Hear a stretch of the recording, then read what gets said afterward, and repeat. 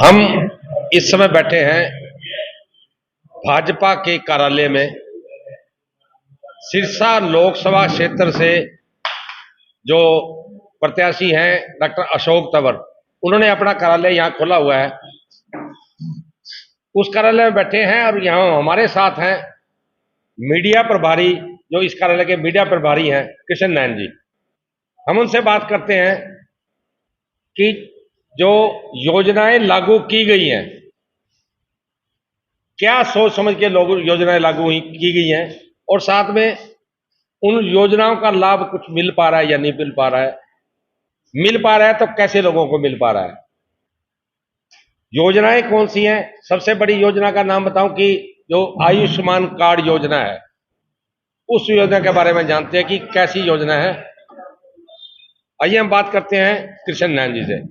कृष्ण जी, आप बताएं कि जो ये योजना है आयुष्मान कार्ड। नमस्कार जी। सबसे पहले तो आपको भी और आपके माध्यम से जितने भी हमारे दर्शक भाई देख रहे हैं सभी को जय श्री राम।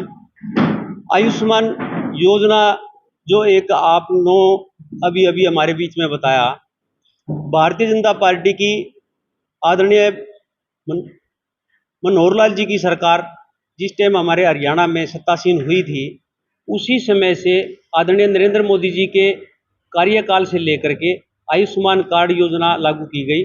उस आयुष्मान योजना ने हमारे हरियाणा भर के नहीं बल्कि पूरे प्रदेश देश के एक एक नागरिक को एक नया जीवन देने का काम किया है।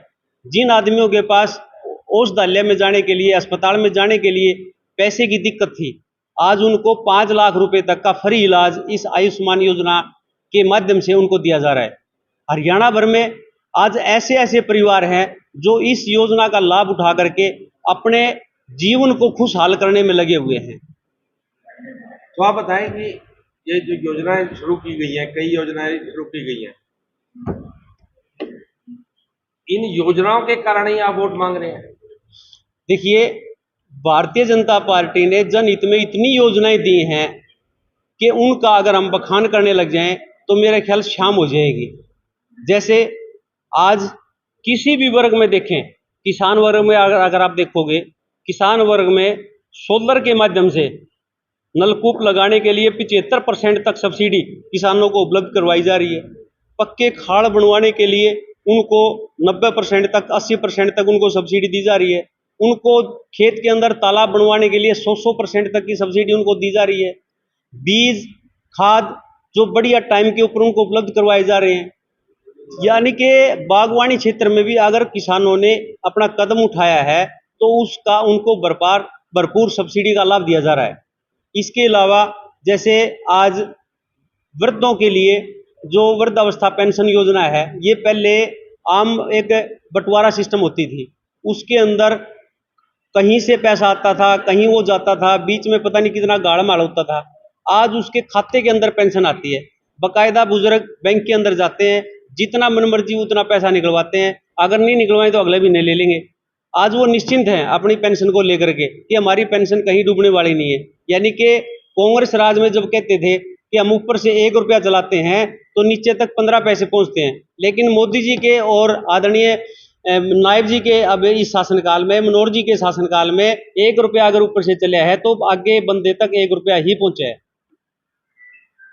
हाँ जी, बलदेव जी, आप भी मीडिया प्रभारी हैं यहाँ के, बताया कि कांग्रेस सरकार ने घोषणा की है कि जब सत्ता में आए अगर तो वो जो भाजपा सरकार द्वारा जो पोर्टल जारी किए गए हैं उनको समाप्त कर देंगे। क्या लगता है आपको?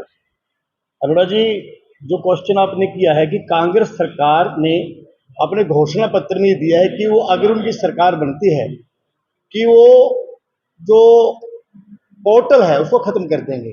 बिल्कुल निश्चिंत रूप से वो इसको खत्म करेंगे, क्योंकि मनोहर सरकार में पोर्टल का मतलब ही केवल और केवल ये है कि कोई भी जो कार्य हरियाणा में होता है वो बिना किसी भ्रष्टाचार के और बिल्कुल ऑनलाइन पड़ा है। चाहे हम उसको, अगर हम पेंशन की बात करते हैं, बुढ़ापा पेंशन की बात करते हैं, आप किसी भी जो प्रार्थी है उसको किसी के पास जाने की आवश्यकता नहीं है, ऑनलाइन जाकर वो अप्लाई कर सकता है। उस तरह से जो विद्यार्थी है या रोजगार के लिए युवा लोग जो अप्लाई करते हैं, उनको HKRN में केवल एक बार ही अपना नाम रजिस्टर कराना पड़ता है, बार बार फार्म भर के बार बार पैसा जमा करवा के नहीं करवाना पड़ता। उसी के अंतर्गत वो उनका जो जिस भी विभाग में जरूरत होती है वो नौकरी लग जाती है। कांग्रेस को तो केवल और केवल भ्रष्टाचार फैलाना है। अगर वो पोर्टल को रखेंगे, रेगुलर रखेंगे, तो भ्रष्टाचार हो ही नहीं सकता। हम ई टेंडरिंग की बात करते हैं। पहले कांग्रेस के शासनकाल में क्या होता था कि अपने जो चहेते ठेकेदार थे, कांग्रेस के नेता अपने चहेते ठेकेदारों को अपना टेंडर देते थे, क्योंकि उसमें कोई देखने वाला पूछने वाला था नहीं। मनोहर सरकार ने, भाजपा सरकार के अंदर ई टेंडरिंग पोर्टल के माध्यम से टेंडर होता है, उसमें किसी प्रकार का कोई भ्रष्टाचार हो ही नहीं सकता। तो निसंदेह, क्योंकि कांग्रेस सरकार 10 साल से सत्ता से बाहर बैठी है और ये बार बार कह रही है कि अगर हम सत्ता में पोर्टल खत्म कर देंगे, ना तो नॉर्मल तेल होगा, ना राधा नाचे की सरकार उनकी आनी ही नहीं है। और अगर वो उनकी मंशा ही केवल और केवल भ्रष्टाचार फैलाने के, पोर्टल तोड़कर ही वो लोग भ्रष्टाचार फैला सकते हैं।